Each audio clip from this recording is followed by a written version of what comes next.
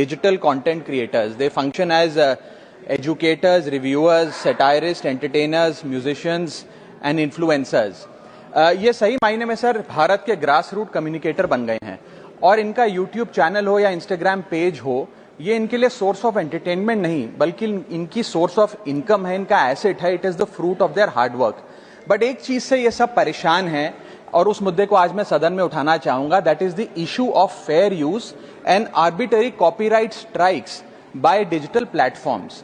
Sir होता क्या है कि अगर एक कंटेंट क्रिएटर कुछ सेकंड, चंद सेकंड, 2-3 सेकंड के लिए कॉपीराइटेड कंटेंट को रीपर्पस करके कमेंट्री, क्रिटिसिज्म, पैरोडी, एजुकेशनल या न्यूज रिपोर्टिंग पर्पसेस के लिए यूज करता है, चाहे वो क्रेडिट देता हो, उसको इंसिडेंटली यूज करता हो, कॉपीराइट स्ट्राइक मारकर उसके जो उसकी यूट्यूब चैनल है, प्रॉपर्टी है या इंस्टाग्राम पेज है, उसे वाइप आउट कर दिया जाता है और उसकी सालों की मेहनत चंद मिनटों में समाप्त हो जाती है. Sir, livelihoods must be decided by law and not by arbitrary algorithms.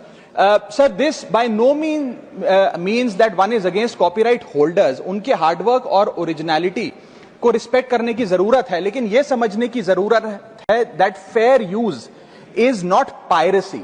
Fair use where sometimes the purpose of using this content is incidental or transformative must not tantamount to wiping out somebody's hard work. Sir, because innovation cannot grow in fear and creativity cannot survive under threat. India का copyright act sir 1957 में बना. एक ऐसे दौर में बना जब ना इंटरनेट था, ना कंप्यूटर थे, ना डिजिटल कंटेंट क्रिएटर्स थे, ना यूट्यूब, इंस्टाग्राम था. And this act lakhs the very definition of digital creators. ये फेयर डीलिंग की बात करता है, लेकिन फेयर डीलिंग की बात किताबों, मैगजीन और जर्नल के कॉन्टेक्स्ट में करता है, जो उस दौर की इंफॉर्मेशन डिसेमिनेशन के सोर्सेज थे, ना कि आज के दौर की. इसीलिए मैं 3 मांगे आज सदन में लेकर आया हूं. मेरी पहली मांग है, amend the copyright act of 1957 and define digital fair use. परिभाषित करिए कि ट्रांसफॉर्मेटिव यूज क्या है, जैसे कि commentary, satire, critic, explanation. Define करिए कि इंसिडेंटल यूज क्या होता है, कि अगर बैकग्राउंड में ऑडियो विजुअल चंद सेकंड्स के लिए चले तो वो इंसिडेंटल यूज है या पूरे कंटेंट को वो वाइप आउट करें. Proportionate use, educational use, public interest use and non commercial use की परिभाषा देने की आज आवश्यकता है. दूसरी मेरी मांग है sir, bring in the proportionality doctrine in copyright enforcement.